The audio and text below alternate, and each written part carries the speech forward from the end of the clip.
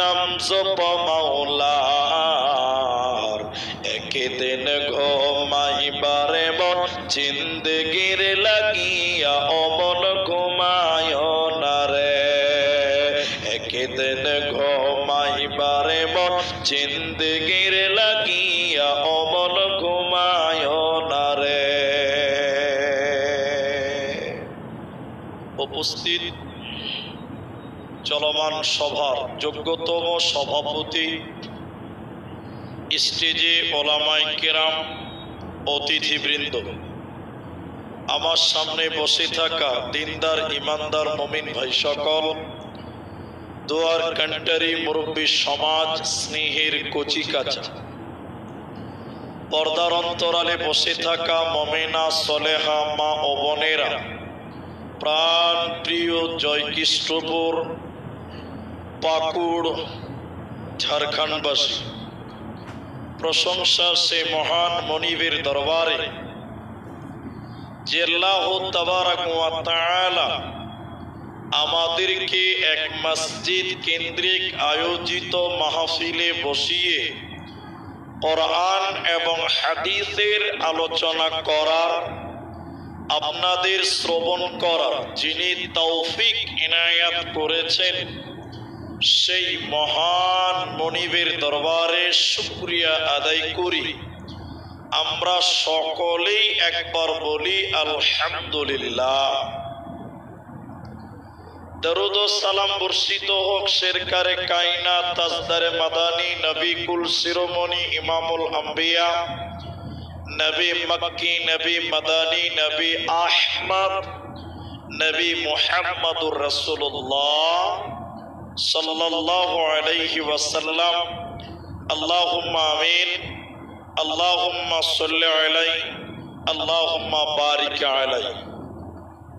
मोहतरम भाइयों, अजीजों, बुजुर्गों, दोस्तों, कुरानुल करीम सूरा हुमाजा থেকে सूरा माउन থেকে একটি আয়াত এবং হাদিসে নববী থেকে একটি মাত্র হাদিসের টুকরো পাঠ করেছি। উল্লেখিত আয়াত এবং হাদিসকে কেন্দ্রবিন্দুর মধ্যে রেখে কিছু কথা বলবো, যদি আল্লাহ তৌফিক দেন তো। আলাইহি তাওয়াক্কালতু ওয়া ইলাইহি উনীব। সম্মানিত উপস্থিতি, আমি কোরআনুল কারীমের যে আয়াত পড়েছি, সে আয়াতটা বলার পূর্বে আপনাদেরকে একটি মাত্র আবেদন করব। আমি 1 ঘন্টা 1.5 ঘন্টা যতক্ষণই বলবো, আপনাদেরকে কিছু কথা জিজ্ঞাসা করলে আপনারা মুখ খুলে উত্তর দেবেন। একবার বলুন ইনশাআল্লাহ। সবাই বলুন ইনশাআল্লাহ। আপনারা যদি কথা বলেন তাহলে আপনাদেরকে আমি বুঝাতে পারবো, আর আপনারা যদি মনে করেন যে আপনি একলাই বলেন তাহলে আপনারা কিছু বুঝতে পারবেন না। তাই কখনো আপনি বলবেন, কখনো আমি বলবো। আপনাদের সেই বিষয়টি বলছি, যে বিষয় নিয়ে বক্তব্য রাখবো, সেটা বলার পূর্বে আরেকটি জরুরি কথা। এখানে অনেক মানুষ আপনারা একত্রিত হয়েছেন, বিভিন্ন জনের বিভিন্ন আরমান, বিভিন্ন আশা। সবার আশা হয়তো পূরণ নাও হতে পারে। আমি আপনাদের সামনে কয়েকটি আমল আপনাকে বলবো, যাকে বলা হয়েছে আমলে সালেহ। আজকে আমার আলোচ্য বিষয় হলো কয়েকটি আমলে সালেহ আপনাদের সামনে তুলে ধরার চেষ্টা করব। আল্লাহ তাবারাক ওয়া তাআলা গাদা গাদা আমল মানুষের কাছে চান না। আল্লাহ বেশি বেশি আমল মানুষের কাছে চাননি, বরং যেটুকুই চেয়েছেন সেটুকু ভালোভাবে চেয়েছেন। উত্তম আমল আল্লাহ চেয়েছেন। এই জন্য বেশি বেশি করতে হবে এমনটা নয়, যেটুকু করবেন সেটুকু যেন ভালোভাবে হয় চেষ্টা করব। সবাই বলুন ইনশাআল্লাহ। বলুন আল্লাহ। আল্লাহ কোরআনের ভিতরে বলছেন আল্লাযী খালাকাল মাউতা ওয়াল হায়াতা লিয়াবলুয়াকুম আইয়ুকুম আহসানু আমালা। আমি মানুষকে জীবিত থেকে মৃত, মৃত থেকে আবার জীবিত। তো তোমরা সবাই মৃত ছিলে, তোমাদেরকে জীবিত করলাম কেন? আইয়ুকুম আহসানু আমালা, কে দুনিয়াতে উত্তম আমল করে এইটা দেখার জন্য, যাচাই বাছাই করার জন্য আল্লাহ মানুষদেরকে জীবিত করেছে। তার মানে আপনি আমি আমরা সবাই মৃত ছিলাম, আমাদের কোনো অস্তিত্ব ছিল না। আল্লাহ জীবিত করেছেন ভালো আমল নেওয়ার জন্য। এখানে যারা আছেন সবাই যদি বলেন যে আমরা আমল করব না, আল্লাহর এক আনা লস হবে? সবাই বলুন হবে? আপনি যদি নামাজ রোজা মোটেও না করেন, আল্লাহর কোনো লস হবে ভাই? এরা বলে না কোনো লস হবে না, লস আপনার। যদি আমল করেন আপনার লাভ, না করলেও আপনার লস, আল্লাহর কোনো লাভ লস নেই। লাভটা কি আল্লাহ বলেন ইন্নাল্লাযীনা আমানু, শব্দের দিকে খেয়াল করেন। ইন্না নিশ্চয়, লাযীনা যে বা যারা, আমানু ঈমান এনেছে বা আনে, ওয়া আমিলুস সালিহা এবং যারা ভালো আমল করে, আমলে সালেহ করে, আল্লাহ তাদেরকে বলছেন কানাত লাহুম জান্নাতুল ফিরদাউসি নুজুলা, আমি আল্লাহ তাদের জান্নাতের সুউচ্চ মাকাম জান্নাতুল ফিরদাউস দান করব। বলুন সুবহানাল্লাহ। এজন্য আমল করবেন তো আমলে সালেহ করবেন, যেগুলো আল্লাহ আদেশ করেছেন। চলুন একটি একটি করে আপনার সামনে কিছু আমল আপনাদের সামনে তুলে ধরি। আল্লাহ বলেন বিসমিল্লাহির রহমানির রহিম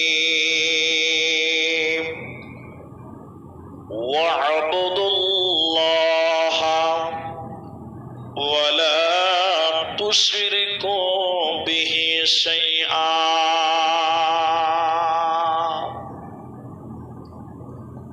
আল্লাহ তাবারাক ওয়া তাআলা বলেন, হে পৃথিবীর লোকেরা, তোমরা আমি আল্লাহর ইবাদত করো। আল্লাহ হলেন স্রষ্টা, আমরা হলাম সৃষ্টি। আল্লাহ হলেন খালিক, আমরা হলাম মাখলুক। তো আমার আল্লাহ তার বান্দাদেরকে আদেশ করে বললেন ওয়া'বুদুল্লাহ, তোরা আমি আল্লাহর ইবাদত কর। আল্লাহর ইবাদত কাকে বলা হয়? আল্লাহ যা আদেশ করেছেন সেগুলো মানার নাম ইবাদত। আল্লাহ যা নিষেধ করেছে তা থেকে বেঁচে থাকার নাম ইবাদত। আল্লাহ যা আদেশ করেছেন সেগুলো মানার নাম ইবাদত। আল্লাহ যা নিষেধ করেছে তা থেকে বেঁচে থাকার নাম ইবাদত। তো আমার আল্লাহ বলেন ওয়া'বুদুল্লাহ, হে পৃথিবীর লোক, তোরা আমি আল্লাহর ইবাদত কর। ওয়ালা তুশরিকু বিহি শাইআ, এবং আমি আল্লাহর সঙ্গে কাউকে শরীক করবি না। এটি হলো আমার ইবাদত।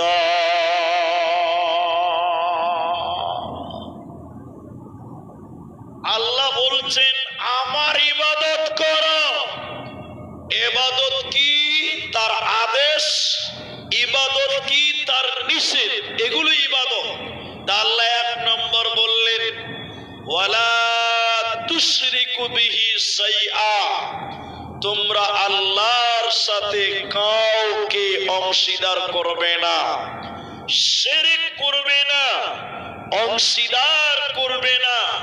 তোমরা যদি শিরকের মতন গুনাহ করো তাহলে তোমরা ইবাদতকারী নয়, বরং তোমরা হলে বড় পাপী। আকবারুল কাবায়ের বলা হয় শিরককে, বড় পাপ বলা হয় শিরককে। এজন্য এক নাম্বার ইবাদত হবে শিরকের বিরুদ্ধে, তাওহীদের পক্ষে সর্ব অবস্থায় লড়াই করা। আল্লাহ শিরক করাকে হারাম করে দিয়েছেন। অন্য জায়গায় আল্লাহ তাবারাক ওয়া তাআলা বলেন, قل تعالوا أتل ما حرم ربكم عليكم ألا تشركوا به شيئا। আল্লাহ বলেন, নবী তুমি বলে দাও, আমি আমার বান্দাদের জন্য হারাম করে দিলাম, আল্লাহ তুশরিকু বিহি শাইআ, তারা যেন শিরকের মতন গুনাহ না করে। আমি আল্লাহ আমার বান্দাদের জন্য হারাম করে দিলাম। এজন্য যে ব্যক্তি শিরকের মতন গুনাহ করবে রে, ও আল্লাহর জান্নাতে যাবে না, পাবে না, দেবে না।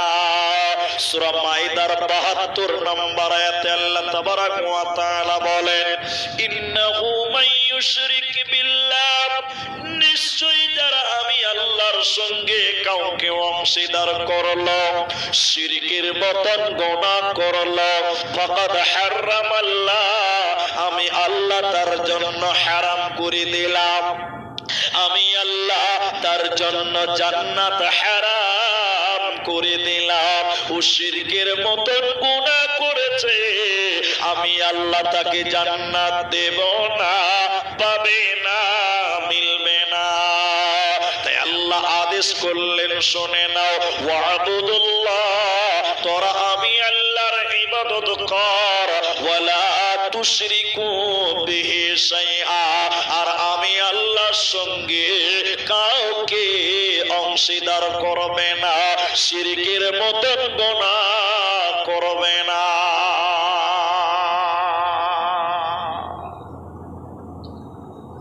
আল্লাহ সব বরদাস্ত করতে পারেন, কিন্তু একটা পাপ আল্লাহ কখনো মানতে পারেন না, সেটা হলো শিরক। এই পাপটা আল্লাহ মানতে পারেন না। এই জন্য আল্লাহ বললেন, আমার ইবাদত করো, তবে শিরকের মতন গুনাহ করে নয়। এখন আপনারা যারা আছেন আমার দিকে একবার অ্যাটেনশন হন। এখন পাকুড়, এই যে জয়কৃষ্ণপুর বলেন, পাকুড় বলেন, অত্র এলাকাতে মুসলমানদের মধ্যে শিরকের গুনাহ আছে না নাই বলেন? সবাই বলুন, আছে না নাই? আছে। আল্লাহ কোরআনে বলেছেন সূরা ইউসুফে, ওমা ইউমিনু আকসারুহুম বিল্লাহি ইল্লা ওয়া হুম মুশরিকুন, অধিকাংশ মানুষ ঈমান আনার পরেও মুশরিক, তারা শিরকি কাণ্ড সব থেকে বেঁচে থাকতে পারেনি। আজ কেউ তদন্ত করে দেখেন, অনেক মুসলমান নামাজ পড়ে, মাথায় টুপি, মুখে দাড়ি, এরপরও তার শিরকের মতন গুনাহতে জড়িয়ে আছে। আমি ঠিক বললাম না? নাই একটু হ্যাঁ না বলেন? আছে। এই যে দেখবেন, এদিকে দেখেন, আমার দিকে দেখেন, অনেক মানুষ হাতে তাবিজ ঝুলায়, কোমরে তাবিজ ঝুলায়, পায়ে তাবিজ ঝুলায়। আপনারা এতগুলো মানুষ একটু মুখ খুলে বলেন, মানুষেরা এখনো অনেক জায়গাতে, মুসলমানেরাও তাবিজের সঙ্গে জড়িয়ে আছে। কি বলছেন? নাই? সবাই বলুন নাই?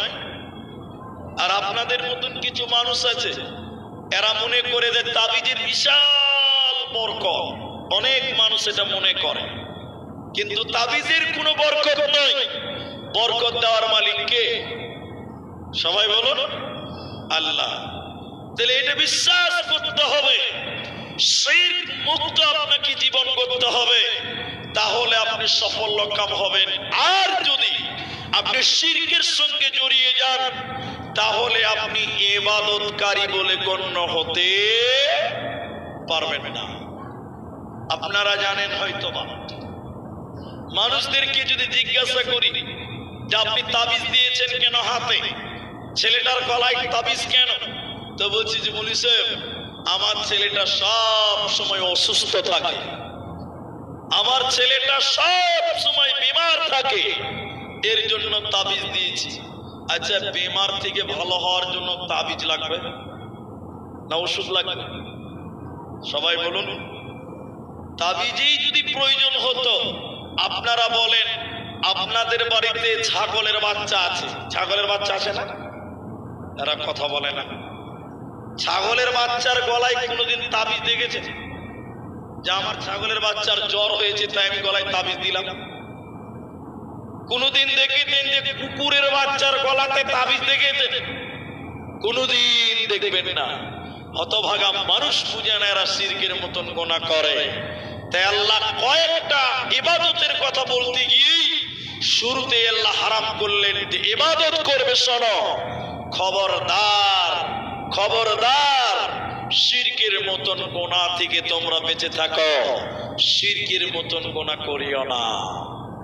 আবার শুরু করি, আল্লাহ বলেন ওয়াবুদুল্লাহ, তোমরা আমি আল্লাহর ইবাদত করো, ওয়ালা তুশরিকু বিহি শাইআ, আর তোমরা শিরকের মতন গুনাহ করবে না।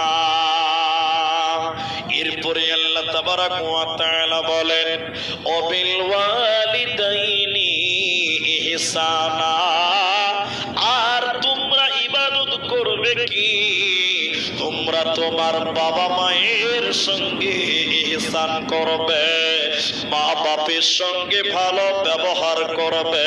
খবরদার, মা বাপের সঙ্গে ধুমকে কথা বলবে না। তোমরা নিজের পিতা মাতার সঙ্গে ভালো ব্যবহার করো। এটা হলো আমালে সালেহ, এটা হলো সবচেয়ে ভালো কাজ। এখন আপনারা যারা ছেলে মানুষ আছেন, আমার মতন যারা জুয়ান আছেন, যুবক আছেন, আমি বলি বর্তমান সময়ের ছেলেরা একটু অভদ্র হচ্ছে বেশি, লাইন কেটে যাচ্ছে, ভালো হচ্ছে না কেন? অনেক গবেষণা করে পেলাম, আপনারাও মিলাতে পারবেন।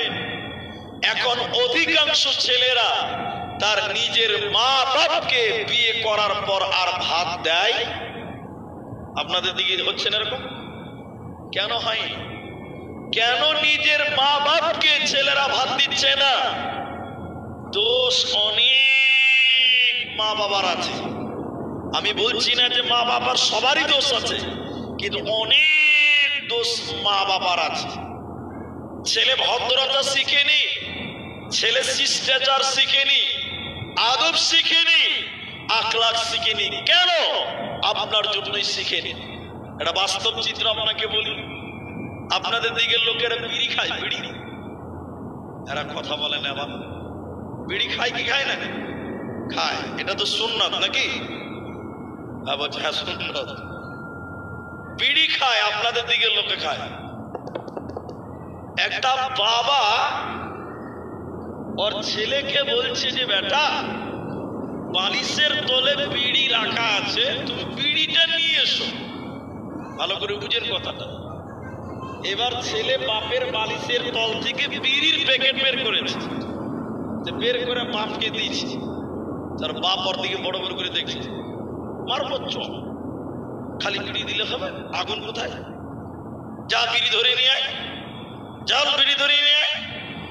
ছেলেকে বাপ বিড়ি ধরাতে বলছে। আমার দিকে দেখেন, ছেলে এবার বাপের জন্য বাড়ি থেকে আগুন ধরিয়ে, বিড়িতে আগুন ধরিয়ে বাপের জন্য বিড়ি আনছে। এবার আপনারা ভালো জানেন আমার চেয়ে, আগুন ধরিয়ে যদি না টানে আগুন থাকবে না, নিভে যাবে।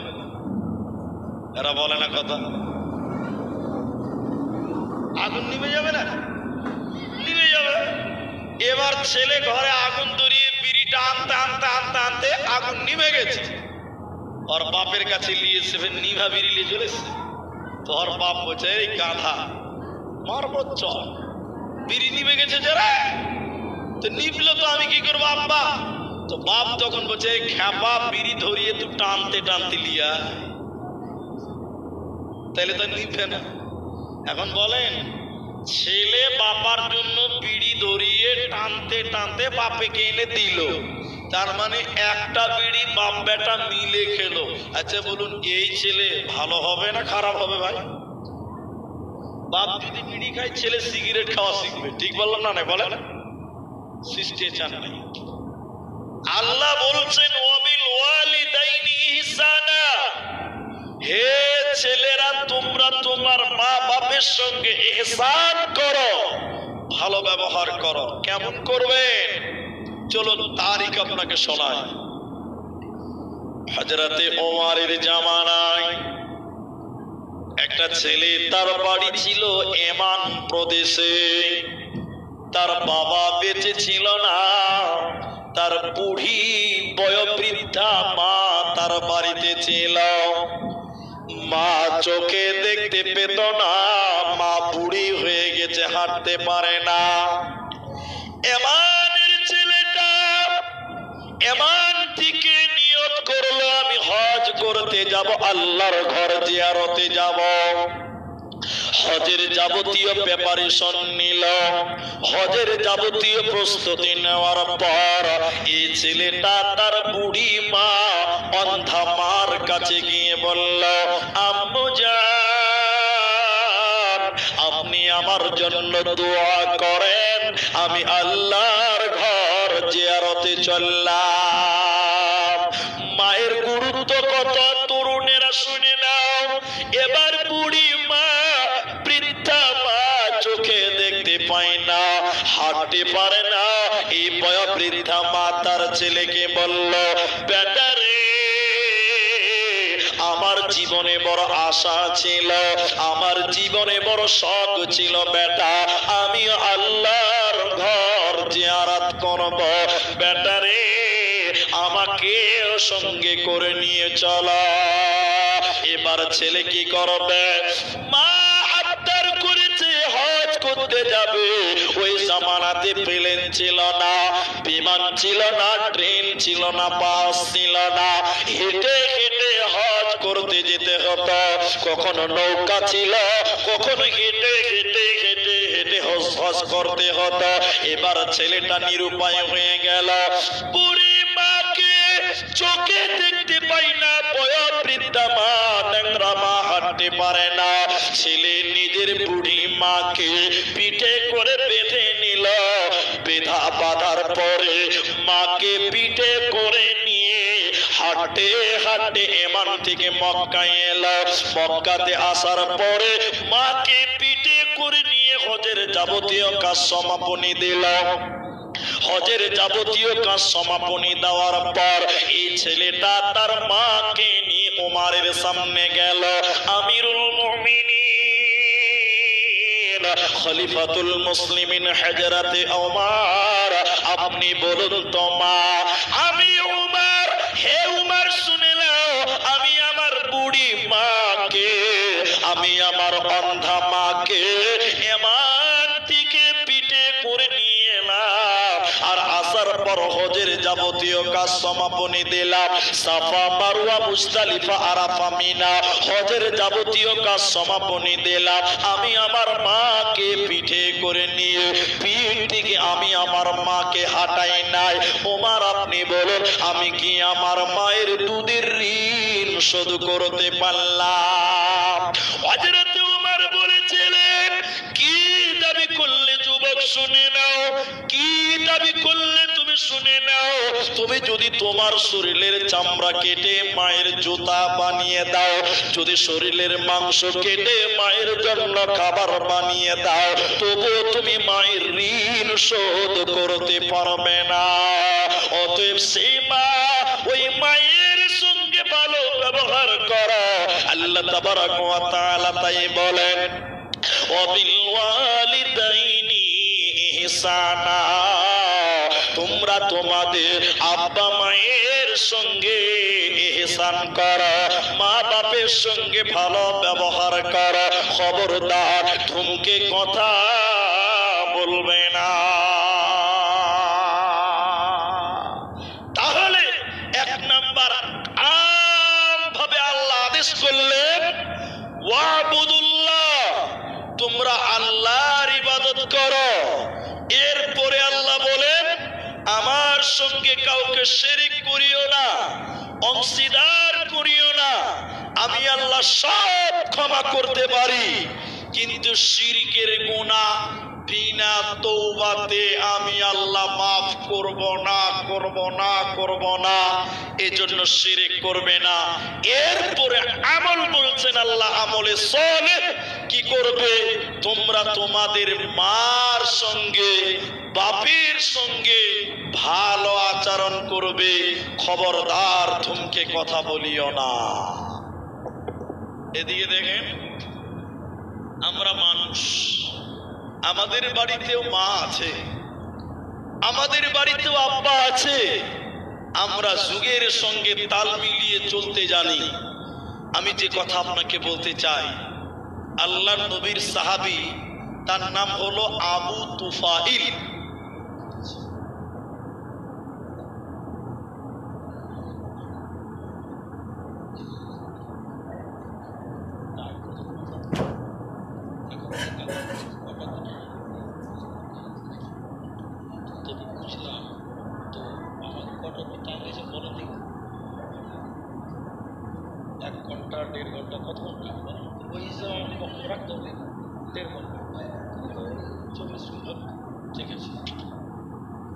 তো শোনেন, এখানে অনেক মানুষ, আমি আপনাদের সামনে এসেছি, কয়েকটি আমল বলছি, তো এটাকে আর বাড়াবো না, কারণ কয়েকটা আমল আমি আপনাদেরকে বলবো।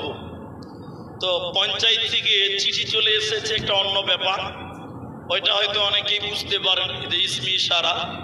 তো আমি ওইদিকে এখন যাচ্ছি না, আমার এখনো অনেক টাইম আছে। আমি আপনাদেরকে দ্বিতীয় নম্বর আমল বলছি, অবিদিল কুরবা, নিকট আত্মীয়র সঙ্গে ভালো ব্যবহার করা। নিকট আত্মীয়র সঙ্গে ভালো ব্যবহার করা। এখনকার মুসলমান আত্মীয়র সঙ্গে চলতে পারে না। এখনকার মুসলমান আত্মীয়দের সঙ্গে চলতে জানে না, প্রতিবেশীর সঙ্গে চলতে চায় না, প্রতিবেশীকে চলতে ভালো লাগে না। এই জন্য বাংলায় একটা কথা আছে, এটা কথাটা ভালো নয়, কথাটা ভুল, এরপরও বাংলাতে কথাটা চলছে। এদিকে এদিকে এদিকে কথাটা হলো, আপনের চাইতে পর ভালো, পরের চাইতে জঙ্গল ভালো। এরকম একটা কথা বাংলাতে মানুষেরা বলে, বলে না ভাই? আপনারা বাংলা বুঝেন না? তার মানে কি, আপনের সঙ্গে চলবে না, পরের সঙ্গে চলবে। এই জন্য বাংলাতে বলে যে আপনের চাইতে পর ভালো, পরের চাইতে জঙ্গল ভালো। এইভাবে মানুষেরা বলে। কিন্তু আল্লাহ প্রথম নম্বর কয়েকটা আমল করার পরে আল্লাহ প্রথম নম্বর যে আমলের কথা বলছেন, তা হলো আল্লাহ বলছেন অবিদিল কুরবা। আল্লাহ বলছেন নিকট আত্মীয়র সঙ্গে ভালো ব্যবহার করা।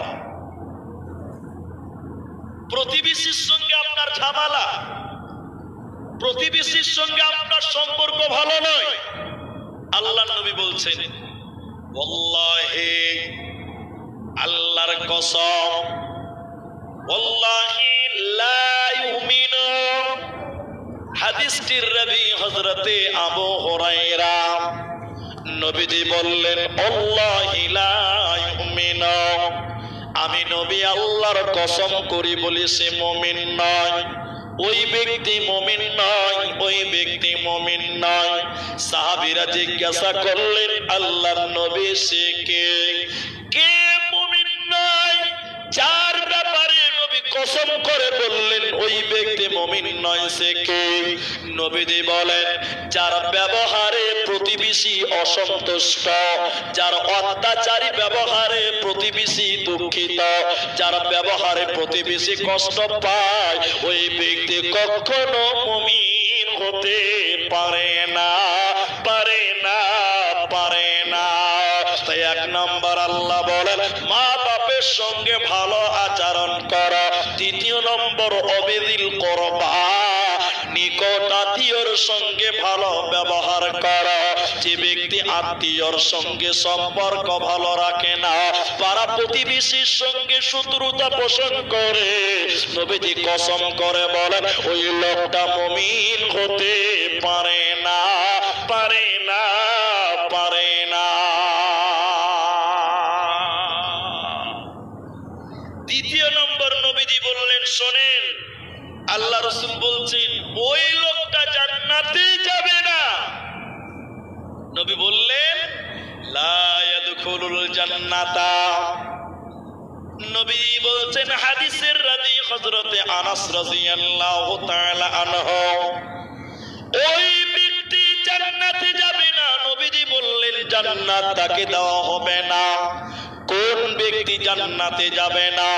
নবীজি বলছেন যে তার প্রতিবেশীকে কষ্ট দেয়, যে তার প্রতিবেশীকে দুঃখ দেয়, তাদের সঙ্গে শত্রুতা করে, প্রতিবেশীকে দুঃখ দেয়, কষ্ট দেয়, লা ইয়াদখুলুল জান্নাতা, ওই মানুষকে আল্লাহ জান্নাত দেবে না, পাবে না, পাবে না। এজন্য প্রতিবেশীর সঙ্গে ভালো আচরণ করো, ভালো ব্যবহার করো, মিলে মিশে চলো। তোমার ব্যবহারে যেন তোমার পাশের বাড়ির লোক কষ্ট না পায়, দুঃখ না পায়। এখন আপনাকে যে কথা বলছি এদিকে তাকান। আমি বক্তা মানুষ, রাত জাগতে হয়, প্রতিদিন রাত জাগি। আমি এটা আমার সত্য কথা বলছি, একদম সত্য কথা। বাড়িতে ফজরের পরে আমি ঘুমাই। তা আমি যে ঘরে ঘুমাই, এখন শীতের দিন ফ্যানও চলে না, এসিও চলে না, কিছুই নেই, এখন শুনশান। আমি সকালবেলা ঘুমাই, আর আমার পাশের বাড়ির লোক আমার ঘরের জানলার কাছে এসে ছাগল বাঁধে। ছাগল বুঝেন না, বকরি বুঝেন আপনারা? এদিকের লোক বকরি বলে, ধুলিয়ানের লোক বুঝে বকরি, দুটাই বুঝেন আপনারা। তা আমি যে ঘরে ঘুমাই, ওই ঘরের জানলার কাছে ছাগল মানে। আর সকালবেলা সারা রাত জালসা করি আমি, আর সকালবেলা জালসা করে বকরিতে প্যাঁ প্যাঁ প্যাঁ প্যাঁ ঘুম হবে। একদিন, দুদিন, 3 দিন, কত সহ্য করবো বলেন? বক্তা মানুষ সকালে না ঘুমালে হবেও না। একদিন সহ্য করতে না পেরে বেরিয়ে গিয়ে বলি, কার ছাগল এখানে বানার জায়গা? দুনিয়া তার ছাগল যাবার জায়গা নাই, তোমার জায়গা হোক, তাতে কি আছে? তোমার এই ব্যবহারে প্রতিবেশী কষ্ট পাচ্ছে। আল্লাহর নবী বলছেন ওয়াল্লাহি লা ইউমিনু, ওই লোক মুমিন নয়, ওই লোক মুমিন নয়, ওই লোক মুমিন নয়। যার ব্যবহারে তার প্রতিবেশী কষ্ট পায়, দুঃখ পায়, ওই লোক মুমিন হতে পারে। এজন্য নিকট আত্মীয়কে খুশি রাখবেন, তাদের সঙ্গে ভালো ব্যবহার করবেন। এ পর্যন্তই নবীজি বলেননি। এরপরে বললাম যে লা ইয়াদখুলুল জান্নাতা, ওই লোক জান্নাতেই যাবে না, ওই লোককে জান্নাতে দেওয়া হবে না। প্রতিবেশী কি জিনিস আপনি জানেন? আম্মা জানা আয়েশা রাদিয়াল্লাহু তাআলা আনহা বলেন, নবীজি বলেছেন যখনই জিবরাইল নবীজির কাছে আসে, তখনই জিবরাইল বলে ইয়া রাসূলুল্লাহ, নবী শুনেলেন আপনার প্রতিবেশীদের প্রতি আপনি ভালো নজর রাখবেন। জিবরাইল যখনই নবীজির কাছে আসে, জিবরাইল শুধু একটা কথা বারবার করে বলে, নবী হে, তুমি তোমার প্রতিবেশীর প্রতি যত্নবান হও, প্রতিবেশীর খেয়াল রাখো, খবর রাখো। আম্মা জান আয়েশা বলেন বিশ্ব নবী বলেছেন জিবরাইল বারবার বারবার প্রতিবেশীর কথা বলে। নবীজি বলছেন আমার ভয় হতে লাগলো, আমার ভয় হচ্ছে আল্লাহ বোধহয় আমার সম্পদের হকদার প্রতিবেশীকে বানিয়ে দিতে চায়।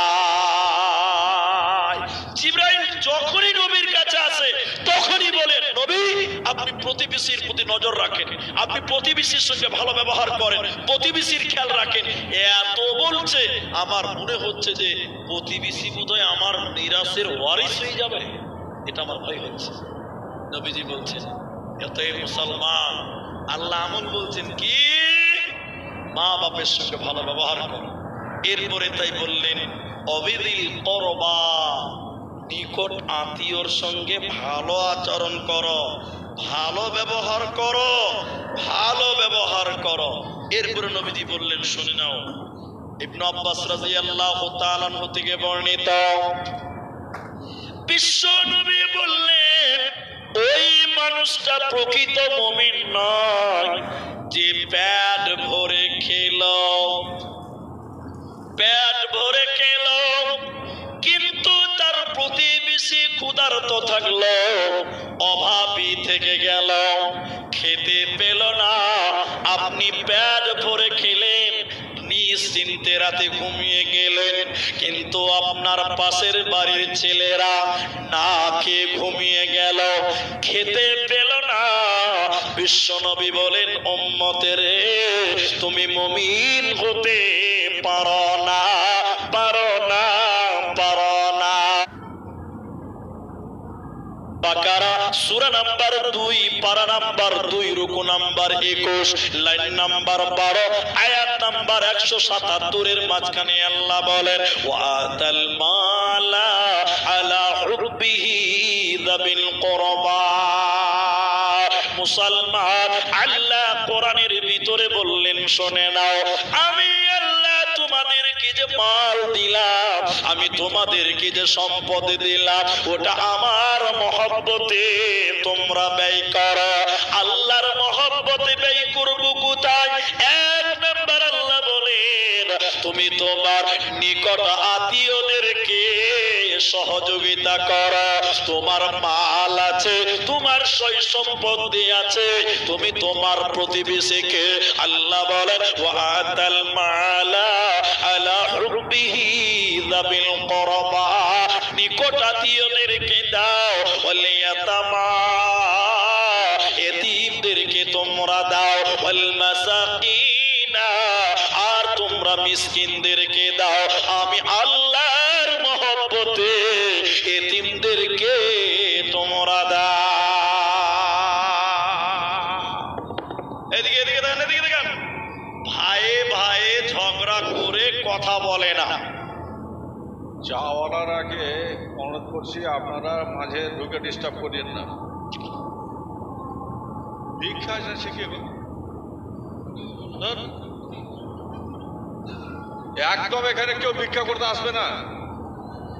কি মানুষের অভ্যাস তৈরি হয়েছে। ওই চাওয়ালা কই ভাই, চাওয়ালা আপনারা প্রতিবাদ করতে পারেন না, আমরা স্টেজে বলবো কেন? আপনারা পাবলিক তারেন যে এখানে চা আমরা খাবো না, তুই এখান থেকে পালা।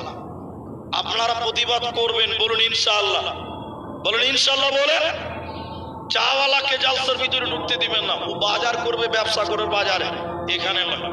তাহলে আমি যে কথাই বলছি খুব গুরুত্বপূর্ণ কথা, আত্মীয়র মধ্যে প্রতিবেশীর মধ্যে সবচেয়ে কাছে থাকে নিজের ভাইয়েরা, চাচাতো ভাইয়েরা, চাচাতো ভাইয়েরা, নিজের ভাইয়েরা।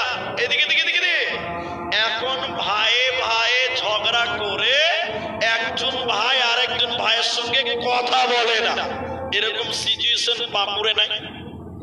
বলুন কথা বলে না? না এরকম ছোট ভাই বড় ভাইয়ের মুখ দেখলে মুখ ঘুরিয়ে নেয়, কথা বলে না, এরকম আছে না নাই? বলে আল্লাহ রাসূলের হাদিস বলছে শোনেন দিকে, কিয়ামতের দিন সর্বপ্রথম যে মামলা আল্লাহর আদালতে উঠবে সেটা হলো দুইজন বিবাদী।